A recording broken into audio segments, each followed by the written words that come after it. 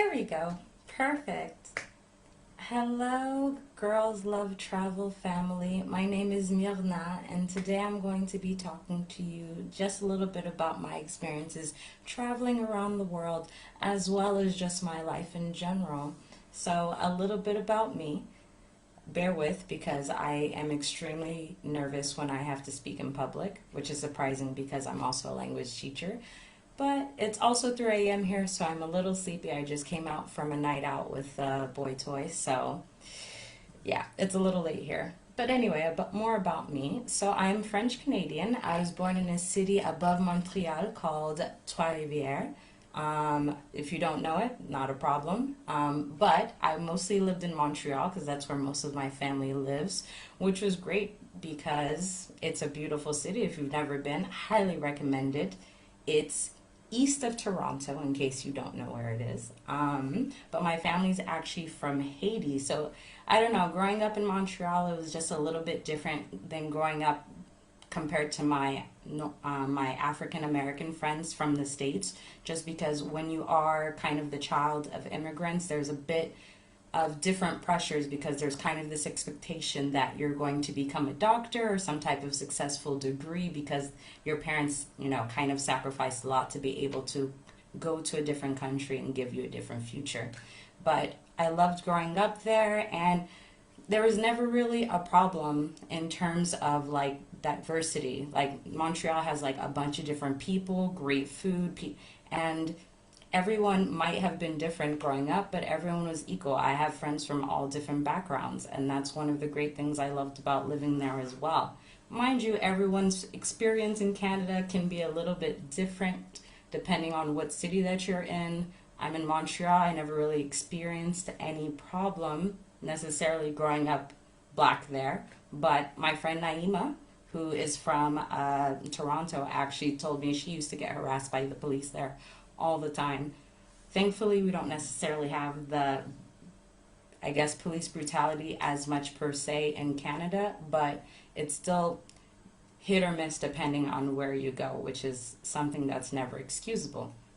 But eventually, my parents did move to the States, which is why I got to experience living in the US, which I love. But it was a bit different because first I lived in South Florida, which is like Miami, Broward County, which is really nice. It's very modern, very Latino, very Caribbean flavor. So it was really nice to be able to see even more diversity there. But after that, I actually ended up moving to Orlando for university to go to UCF. I don't know if you know UCF. It's actually one of the biggest schools in the U.S. at the moment. I think it might be actually the second or third biggest by population, which was a great experience because in Canada and university, we don't really have this whole spirit of like team spirit and all these different things per se. So it was really nice to go to tailgating parties and all these different like football events that were really popular. So that was nice. It was a little different though, because for the first time in my life, I kind of noticed my blackness per se, because living in Montreal, people are really diverse. Living in Miami and South Florida, people are also really diverse. Once you got to Orlando, it was kind of like, might go for a while without seeing another shade in the crowd, which not necessarily a big deal, but it was really just the first time at 18 I remember becoming like aware that I was kind of different, even though that sounds just maybe a little ignorant. But really, to break down the demographics, I think UCF, when I went there, when I started there, was like 50,000 students, only which of like, I think 8% were black, maybe 12% were Hispanic. I think like 3 or 4% were Asian, and then the rest was just whatever else. So it was just a bit different than what I was used to. Case in point, I meet this really cute guy at freshman orientation. And really, I'm an equal opportunity dater, so for me, I don't really mind. He's cute, blonde hair, blue eyes. So, after freshman orientation, we're like kikiing for like a couple weeks. And then I get a text message one day just saying, I'm joining a fraternity and I can't do the black girl thing. And I'm like, whoop, did I ever hide that? Like, because I can't exactly hide the shade of my skin. So, okay, no problem. I'm getting messages, so I'm going to go ahead and do a little bit of a recap. I've just been talking about my experience growing up in Montreal, which is a beautiful city, as well as my experience living in Miami, also a really great city. And I've now transitioned into talking about my time in Orlando, which was actually the first time I kind of got a culture shock, if you can believe it, because it is a bit different than what I'm used to in terms of a lot of things, in terms of demographics, in terms of just the general mentality in the area. But my story doesn't end in Montreal, obviously. So after my first kind of semi guy that I was seeing in university broke up with me for being a woman of color, even though he knew I was a woman of color from literally the second that he approached me at freshman orientation. But I kind of just let it slide because I'm not going to fight you to stay with me if you can't be with me because I'm black, because that's never going to change. But it wouldn't kind of be my last brush with this kind of experience. I remember, I should preface that I went to UCF to study chemistry. I'm a chemistry major, and I guess it's a kind of bit rare to see like a black female scientist, unicorn. But in my STEM program, which is science, technology, engineering, and math, maybe in the whole department of like a few thousand people, I remember seeing maybe a total of like 4 of us black girls, which, to be fair, there's not a lot of women back in the day in sciences as much as there are now, but I remember it being like a point of being like, I see you, I see you. Okay, we're gonna connect. So that was nice. But I digress. I'm at a barbecue for my STEM group. So we're maybe about like 30 people at this barbecue. It's on the school campus. And we decided to take a kayak because you can go ahead and rent a kayak with your student ID, no problem. I'm there with like my supervisor, a bunch of other supervisors, a bunch of my other like classmates from this program, and we take a kayak onto the boat only to see a head floating in the water a few minutes in, and we're just like, what is that? So we go up to it because it starts talking, and we're just like, it's actually attached to a living body. And it turns out to be this guy, this white guy. And we pull him out of the water, and we're just like, are you okay? And he's like slurring and things like that, seems a bit inebriated. So we're just like, we'll take you back to shore. So we end up doing that, and we're just like, how did you get stuck in this lake? Mind you, this is a Florida lake. Don't know if you know much about Florida lakes. Shouldn't really be in them. Gators. This one only had about maybe 1 gator, so he was pretty much still pretty safe, but we were like, why did you end up in this lake? Turns out he saw some cute girls that he decided to swim after they got on their boat into the lake. Those cute girls were actually my boss's 10 and 12-year-old daughters, so even from the beginning we were just like, whew, not exactly the best start to that. But it's a barbecue, we have food, he seems like he needs it, so we decide to feed this man. So I must preface this, at this specific barbecue, I am the only black person at all. There is one Latina, my friend Carolina, to the side of me, and this other guy is sitting, this guy that we've picked up is sitting to this side. Mind you, we're 2 picnic tables, and me and Carolina are the only people of color. So we're going ahead and we're eating, you know, talking. All of a sudden, this guy kind of turns to me and he's just like, oh, so they let you in this university? And I'm like, yeah, I got in fair and square. And he was just like, well, that's really nice that you can, you know, go to school here. Who, like, takes care of your children while you're at school here? And I'm like, I don't have any kids. I'm 19. First year of university, and he's just like, you don't have any kids? That's amazing. And everyone else is kind of just like slowly stopping to eat their food as they're like listening to what this guy is saying to me, and it's kind of like really awkward. I should also preface this by saying that right before he was saying all of these things, he was kind of like talking about government conspiracies, saying that he had moved into the woods. Mind you, this is a university campus, so he's living in the woods on the university campus, which is very big, but still very strange. So he wasn't exactly right in the head to begin with, it didn't seem. So this exactly didn't help. I think the straw that broke the camel's back was actually when he then, after the whole "you don't have any children" comment, was just like, "and you're not addicted to crack?" At that point, I was just like lost. I'd never been spoken to like that in my life before, nor maybe since, because that was a bit of like a high tense situation. Thankfully, everyone in the crowd that I was with was really understanding. My boss immediately stood up at that moment and was just like, "You need to go. This is not the place for you. We tried to be nice. Bounce." So thankfully, everyone was on my side. Everyone was really nice. They asked me if I was okay. And for me, it was fine. I had never thought that racism actually kind of existed. I know that sounds really ignorant, but living in like a multicultural bubble where everyone's different but no one cares is really nice. It kind of gives you a sense of like, yeah, we're all different colors, but the world is all like post-racial. Well, I guess to some people it's not, but I digress.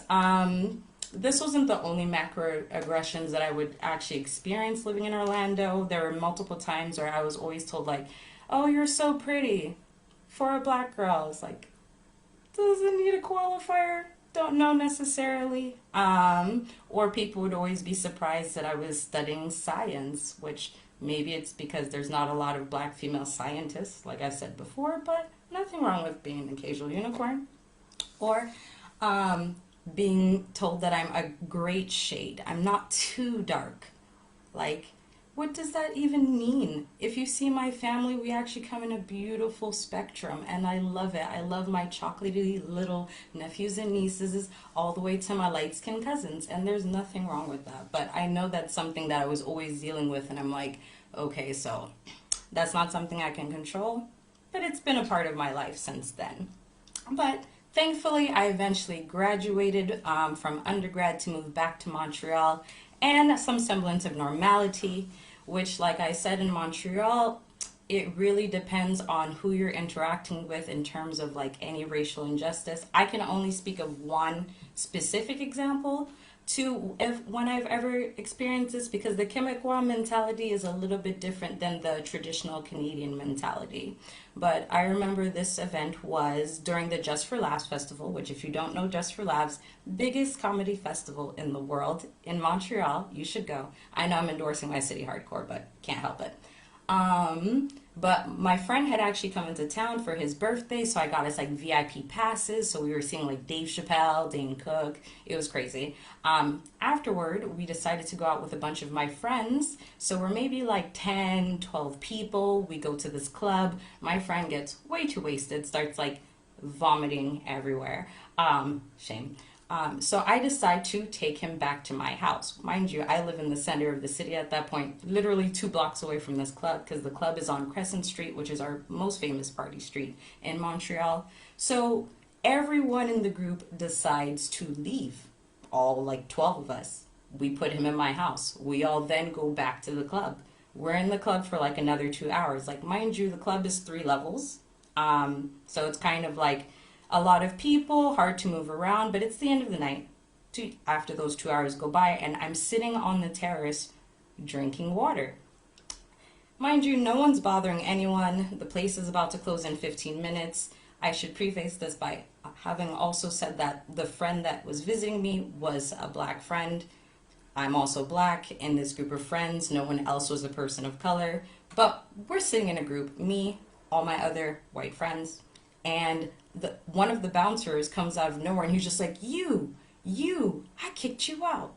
Mind you, when my friend was throwing up, at one point a bouncer did come by and he's just like, you guys cannot leave this here. And we're just like, okay, sorry, we're all gonna go. But then they all let us come back, and yet I was the problem just sitting there drinking water.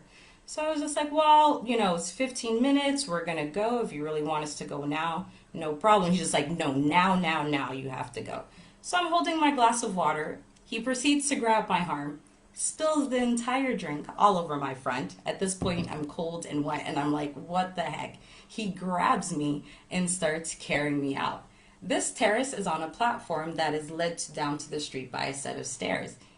Another bouncer comes, And he's just like, oh, I'm really sorry, but like, don't make a scene. And they proceed to like frog march me out down these stairs. I'm hysterical at this point because I have no idea why are you putting hands on me for not doing anything whatsoever except like drinking water. If you wanted me to go, I would have gone, but there was no reason to get handsy.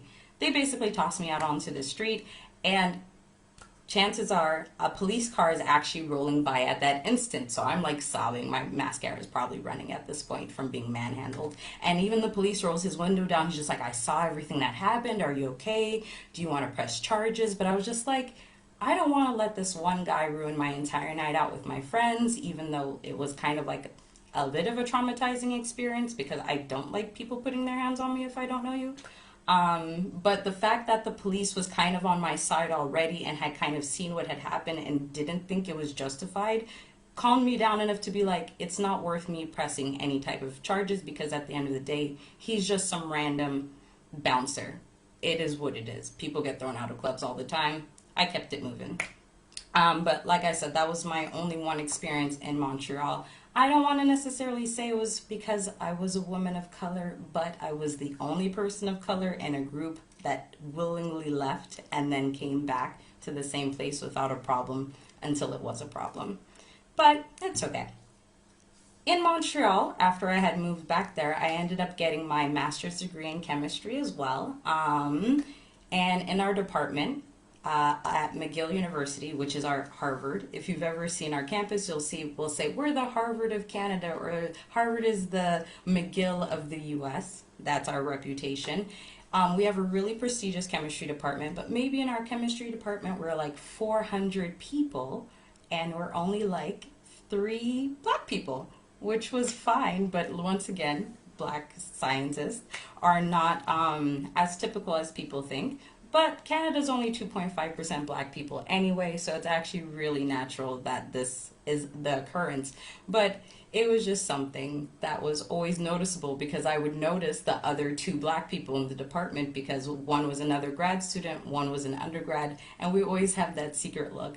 But I loved my time there. I got a lot of really great friends from there. The only thing was sometimes my boss would ask me about my hair because, you know, sometimes when you change your hairstyle, you'll go from like locks to twist to a fro. And he's always just like, that's so interesting. And I'm like, curiosity might have killed the cat, but satisfaction brought it back. So I don't mind a little bit of curiosity.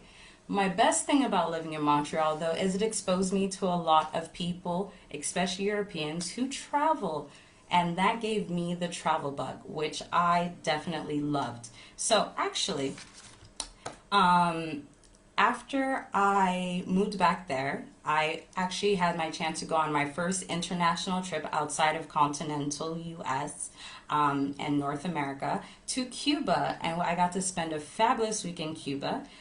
There's a few, for my fellow Canadians, there's a few websites that actually cater to us to kind of go there with like all-inclusive packages. So I think I paid like $550 per person in Canadian dollars for a week-long all-inclusive champagne flight. So that was like the flights, the free champagne on the plane, transportation from the hotel, unlimited alcohol, unlimited drinks for the whole 7 days that we were there, and like a hotel that was literally right on the beach. So it was like a 2-minute walk to the beach every day.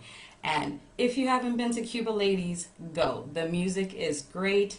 Maybe the food is a bit lacking, but you also have to understand where the community is coming from because it's also a communist country. But I would definitely recommend it to everyone. And it was such a privilege to be able to go there that it only gave me a less for more. So after I graduated with my master's, I actually decided to go backpacking across Europe with one of my best friends, Nikki. This is actually my travel partner. At this point, I think we've gone backpacking across like 3 different continents at this point. She says we've been to 19 countries together. I say it's more like 16. We haven't agreed on a number just yet. But I'll tell you a bit more about those adventures as we go on through these stories. in terms of my first backpacking trip, we spent 70 days in Europe and we visited 10 different countries. So we started off in Ireland, made our way to the UK, Spain, Portugal, France, Belgium, the Netherlands, Monaco, Vatican City, as well as Italy. And I'll be honest, when I was traveling in Europe, I didn't actually experience any problems at all when it came to my skin tone. I actually loved it. Like everyone was really nice. And it was just actually great. Like I think if you've never traveled like internationally, Europe is the best place to start because it is a lot of the culture and the mechanisms are very similar to North American culture, so you don't get as much of a culture shock because maybe the food can be a little bit similar, the mannerisms, the dynamics between people. So if you've never gotten your travel feet wet, I would definitely start with Europe because it's a really great place to break down, and like the architecture and the history is just really rich. So I would definitely recommend that as a first continental trip. So after we actually left Europe, because after like 70 days it was time to like get out of there, my green card, my Shenzhen visa was actually like expiring. And after I had actually decided to go backpacking, I was also moving to South Korea to become an English teacher. I don't know. I studied so many years of chemistry and then I gave that all up to kind of get a career that helped me travel the world a little bit. I had a friend who actually moved out there and he was loving it, so I decided to go out there because it seemed like a good opportunity. In terms of the working conditions, that's a different story. If you want to know more information about exactly how to work in Korea, don't be afraid to PM me. But in terms of anything else, it was a great experience. I'm not going to lie. Working is a different story, but definitely living there was great. It's really affordable. It's very easy to go around the country. Koreans are really friendly. I love Korean food. It's really delicious. If you've ever like had a chance to try it, or if you like spicy food, I would definitely recommend it. I got to do a lot of great things in Korea. For example, at one point they have this fire festival, which you fly to Jeju, which is a southern island, and then you set a mountain on fire. Like literally, you get drunk all day, they give you a pitchfork, you toss it at a mountain, it erupts into flames, then you party into the night. That's Koreans for you. Amazing. They have a bunch of different festivals. I actually won a dance competition and won tickets to Booze Cruise. And I had to beat out like 50 girls to do it at the Sea Parting Festival. So it's like when the sea parts like Moses times and you're actually able to walk from the mainland of Korea onto the island in this place called Jindo.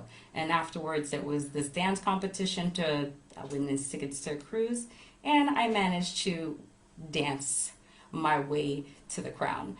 I love dancing. It's one of my biggest passions aside from traveling, so that was always really great. And to be honest, living in Korea, I had done a lot of research, kind of worried that people were maybe a bit xenophobic, but people were actually really welcoming, really heartwarming. I think I only had kind of one semi-negative reaction. I was walking behind a guy at like 2 or 3 o'clock in the morning and he literally crossed the street to like avoid my path, and I was just like, am I scary? Mind you, I'm like 5'2", 115 pounds, so the fact that I could be intimidating to anyone kind of rocked. I rolled with it.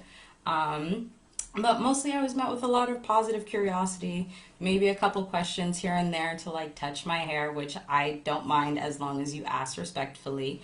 But I know that wasn't necessarily the experience for a lot of people. There have been reports that like some clubs or restaurants, mostly clubs in Korea, do kind of deny entrance to certain people that don't have a certain look. This include other South Asians, like Indians who of a certain skin tone, or even Africans of a certain skin tone. I personally never experienced any of those problems because Korea has like an amazing nightlife, like amazing nonstop nightlife. Like you could do anything any second of the day.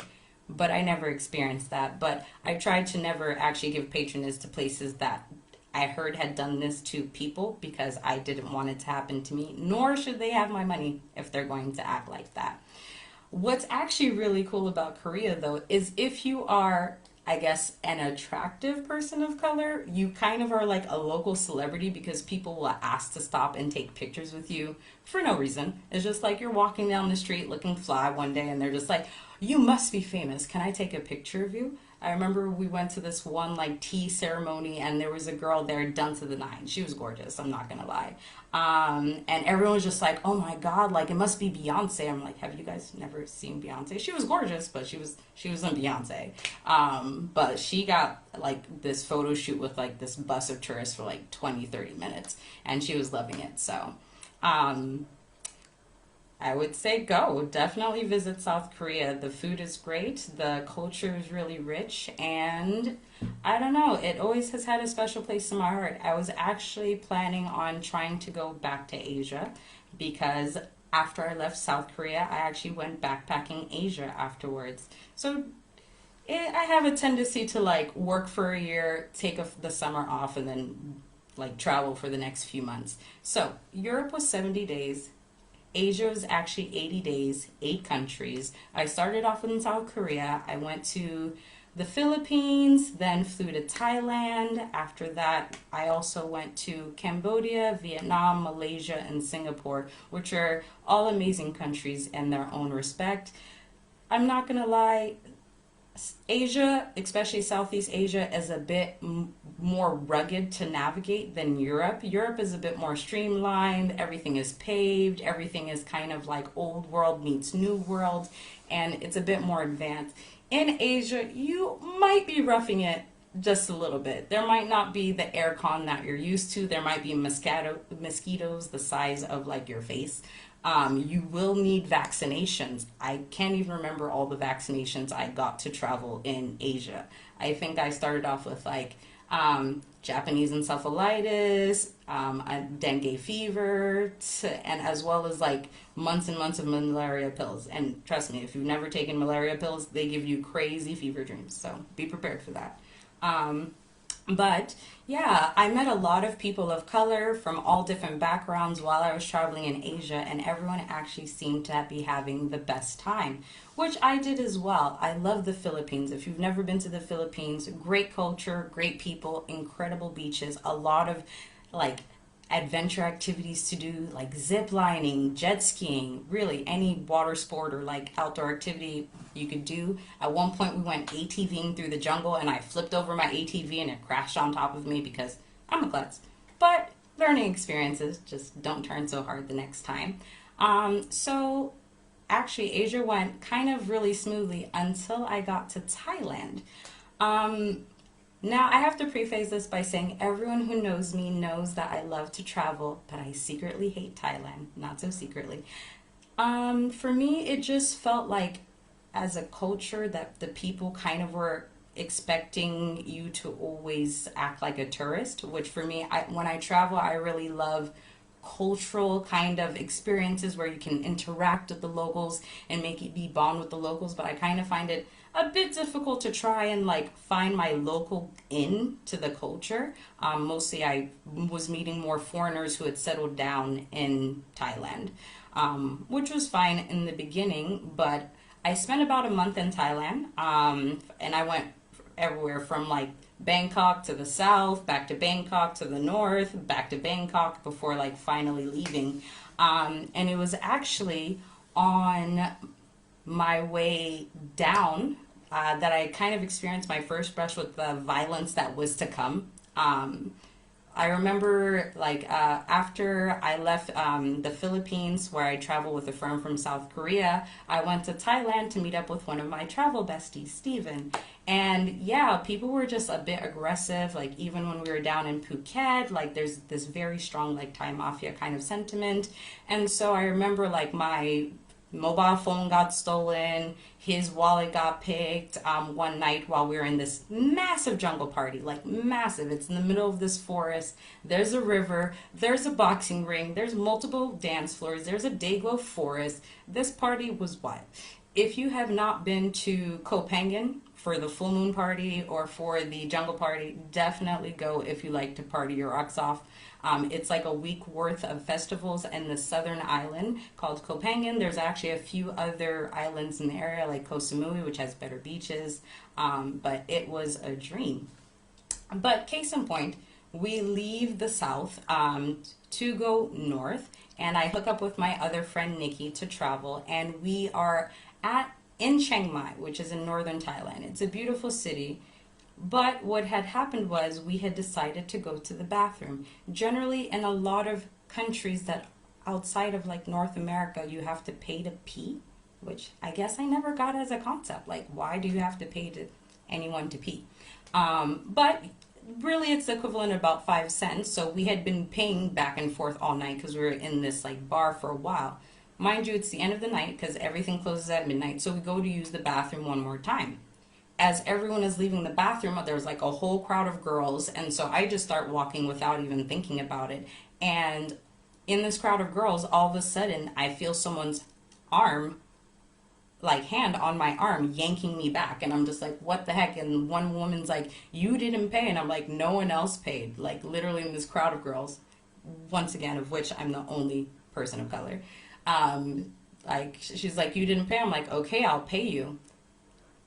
Accidentally that night, I had been paying for everything for my friend, so she actually had the money and she'd actually walked out of the bathroom first, so I didn't actually have any cash on me. So I go and scream her name into the crowd, and this other woman pops up from the side. She's like, oh, you're not paying? And she starts to grab my other arm, and her nails are like digging into my skin. The other one's on me, so at this point I have like two people on me. And like I mentioned in my last story, don't necessarily like when people I don't know have their hands all over me, so I start trying to pull off, and I'm just like, I will give you your money if you like release me. This other woman comes out of nowhere and grabs my hair for no reason, and I'm just like at this point screaming Nikki's name. She comes out and she's trying to give them money, and they're like, no, no, no, and they're literally trying to tear me apart, like in the middle of this square where everyone is watching, yet no one is coming forward to help whatsoever. So at this point, I realize it is do or die. Like, these people are literally trying to take me down. So what kind of devolves is I pull off, manage to kind of like break away, and everyone just starts swinging. Like, we are fighting in this square. It's like me and Nikki first against like the first three bathroom attendants, and then like another 15 people pop up. Like, no lie. Like, we saw the video footage like afterwards. And at one point, it's me and her fighting an entire crowd of Thai people. Yeah. So us two girls, and I remember at one point being held down by three men. Mind you, all the bathroom attendants were women, so I don't know where these three guys came from, but I'm being held down by three guys as one is punching me across the face. And I remember the moment his fist connected with my face, and I was just like seeing stars, and I'm like, if you fall down, these people might curb stomp you to death. Don't do that. So I didn't, and I kept fighting. At one point, this woman comes out with a bat and hits Nikki across the face. Poor Nikki still has a scar to this day because the bat had a staple at the end, almost took out her eye. Hits her across the face, hits her across the back, breaks one of her ribs. I go up to the lady, punch her across the face, end up breaking my thumb on her face, so I'm gonna have to wear a cast. We basically kind of get ourselves out of there and escape to get back to our hostel, like shaken up. Mind you, we'd come there with friends that we then got separated from because all this happened.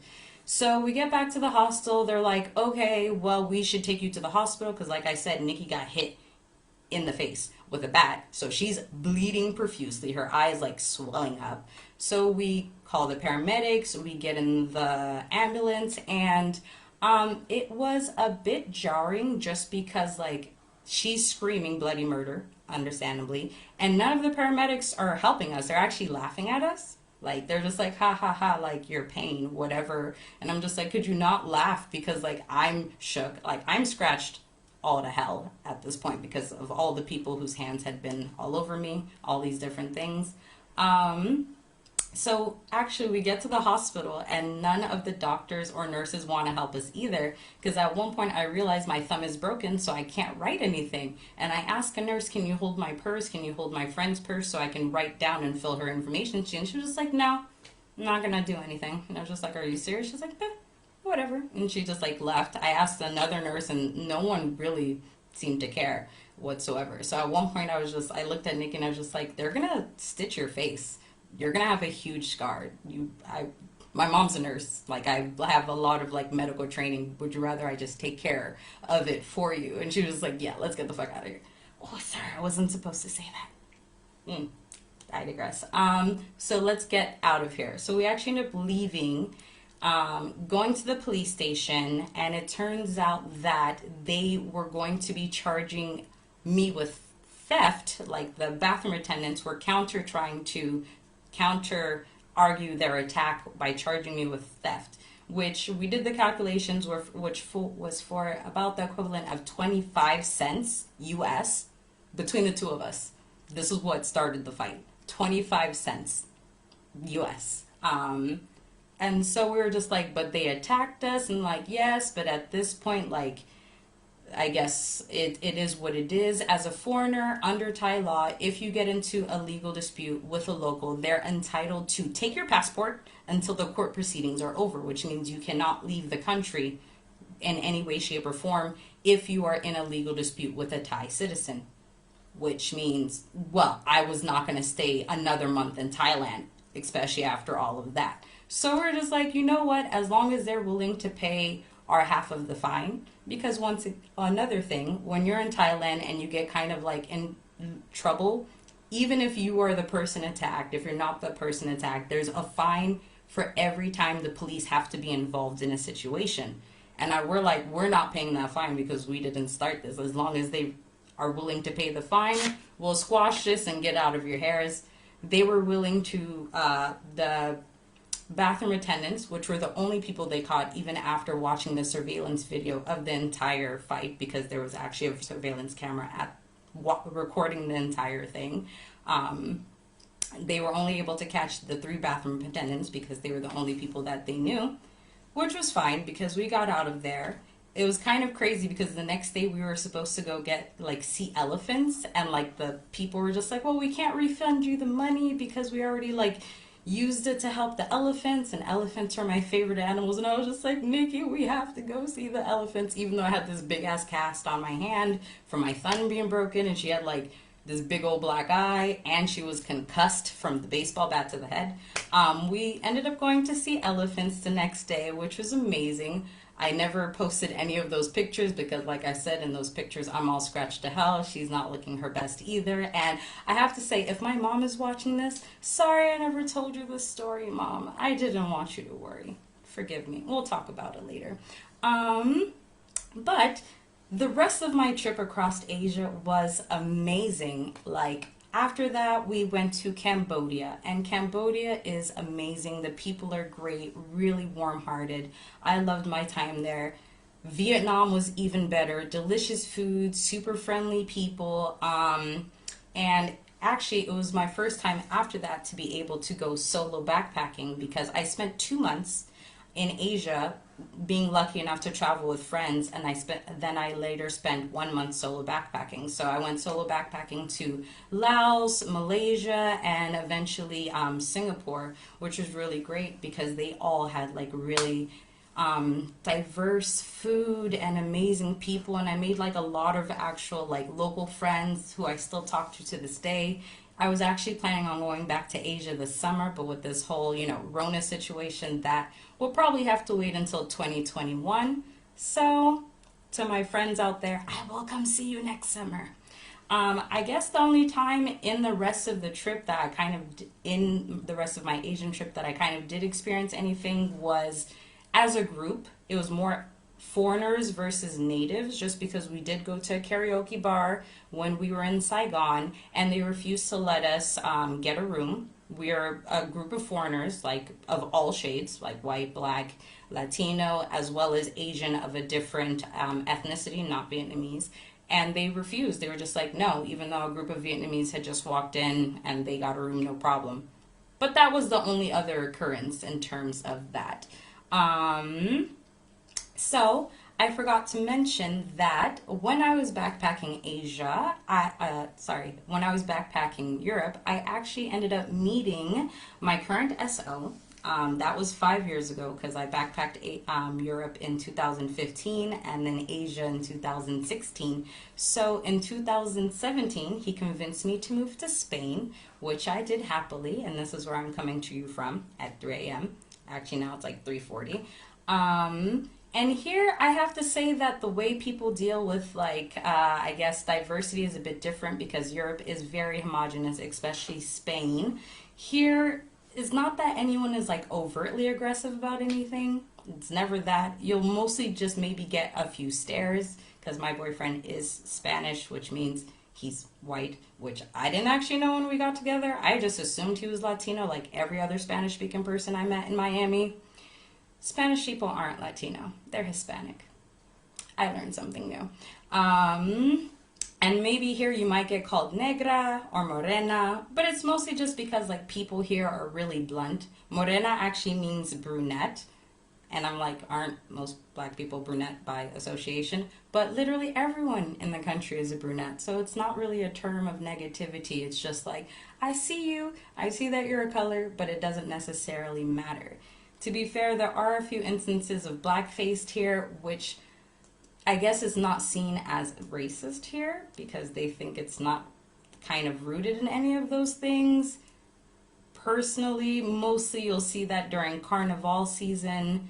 But outside of that, really, the people here are really chill. There's a large expat community. We actually just celebrated Juneteenth yesterday, which was really nice. We had like a big gathering actually in the center of the city, maintaining social distancing, mask on and everything. And that was really nice because like there was a lot of people from the Spanish community as well as the expat community. But things are a bit different here. But if you've never been to Spain, come visit me. I'm gonna show you around. You're gonna fall in love with this place like I did. It's just, even the mentality is really different here. Like it's even, like I know in Canada we have the work grind mentality of like, okay, you go to school, you get a job, you save money, you fall in love, you get married, you have kids, and that's basically your life. And here it's kind of like, well, what makes you happy? Maybe you should take time to explore that. Family is also really important. It's not just about money. And I really like that because it's a very relaxing mentality to kind of fall into. And Spain has been a great place to be able to travel from because like, thankfully, because of its perfect location in Europe, I've been able to go to Northern Africa. I got to spend New Year's Eve in Morocco a couple years ago, which was great because we rang it in this Berber camp in the middle of the Sahara Desert. And that was actually incredible because we, I think, partied until the dawn. It was really nice. And I've also been able to explore more of Central Europe and Eastern Europe from there. And because of its connections and, you know, its ties to South America, I was also able to go to South America because when I was back in Cuba, everyone was just like, hola, and I was like, don't speak Spanish just yet because none of you speak French. But then I did. So going to South America was a dream. It's actually my favorite blend of a lot of different cultures because it had like the beautiful raw nature of Asia as well as like the glam and the architecture and of Europe all combined together with like really delicious food and a really rich history. So originally on this trip I was supposed to spend 6 weeks in South America. I ended up spending the 6 weeks, but instead of going to 4 countries like I planned, which were Colombia, Ecuador, Peru, and eventually Bolivia, my wallet actually got stolen when I was in Ecuador, and I got stuck there for like almost a month before having to like kind of like divert my way to Peru to catch my flight back to Canada. It was complicated, but I wouldn't change a thing about that trip except maybe making it to Machu Picchu because I bought tickets and never made it. But especially if you're a person of color, I would say if you haven't been to South America, go. It's not as far as Asia, but like it's really affordable and it's really nice to be able to see yourself reflected in a population that's not your population because it's super multicultural. Like you have a lot of different ethnic groups even just within those countries, and there's a lot of people of color within those countries, so it's kind of nice because you can go to Colombia and kind of fit in with the locals, or you can even go to parts of like Peru and kind of try and like navigate your way through there. It was kind of funny because the entire time I was in Cuba, everyone thought I was a Cuban, and the entire time I was in South America, everyone thought I was Venezuelan. Maybe it was the way I spoke Spanish, but I just went with it. I was just like, yeah, yeah, soy de Venezuela. No, sorry to all my Venezuela friends out there. Terrible accent.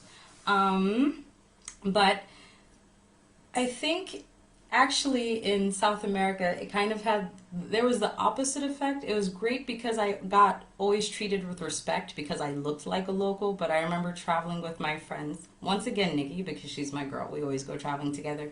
And her dude, Nikki has big, beautiful blue eyes. She's adorable. And her boy, bright blonde hair. So everyone was just like, gringos with money. So the entire time we were kind of in South America, they kept getting coerced into buying all these things they didn't need, which I was never kind of offered to do, but I was actually happy with it because I'm like, I don't need to be price gouged. Like everything when I tried to haggle always started at like a decent price. So there's also that. But once again, that could go back to the shade of my skin, just because colorism does exist and it is pervasive across all cultures, not just in the black culture. Because I remember being in Asia and seeing all these like skin lightening products for my Asian brothers and sisters, and I thought, why? You guys are so beautiful. But it kind of goes back to the whole mentality that, you know, the lighter you are, the richer you are, which now has kind of gotten reversed with time because money can kind of get you vacation, like sun vacation, so having a bit of a tan is considered healthy now. But there's a reason that skin lightening is a billion-dollar industry, and I remember even in my own black community kind of experiencing a bit of this pushback when it came to colorism, because there was a question of whether or not I was ever black enough sometimes, whether or not like I was only pretty because of my skin shade, or just different things like that. And even sometimes growing up, because like I said, my family does come from Haiti, and sometimes there is a stigma against Haitians from even other Caribbean nations. I remember sometimes like growing up and people being like, oh, you don't eat cat? I'm like, if you didn't know it was a stereotype that Haitians eat cat, well, now you know, because I've been told about it long enough. So sharing that with you. But really, I don't want to harp on too long about and all of these experiences, because at the end of the day, I really did this to be able to reach out to all of you guys out there and encourage all women, especially women of color, to remember that this world is all of ours to share. Don't be afraid to go out there to explore. Like, the world is filled with amazing people, and they far, far outweigh any of the bad people that could possibly be out there. And yeah, go out there and be bold, live loud, and you'll be surprised by all the love that you get back. Because, like, there's a lot of countries. So, just to close off, a little bit about me now. I've been living in Spain now for 3 years. I actually missed the anniversary. It was like a couple days ago, and my boyfriend actually had to remind me. Working as a language teacher, I teach English and French, as well as being a content creator and a travel writer for my own personal blog. If you guys are interested in ever following me, this is my chalkboard that I use to teach my classes, but you can go ahead and follow me at Instagram, the Mirna Veruca _travels, or go to my website if in case you need any of these fabulous travel tips or any of the things that I mentioned before at www.wanderlustinthewild.live. I love you so much, Girl Love Travel family. You guys have definitely helped me when I've been in dire straits. And I'm so thankful to Haley for giving us the opportunity all to share. And I thank you so much for joining in with me. I hope my stories didn't bore you. I am very nervous when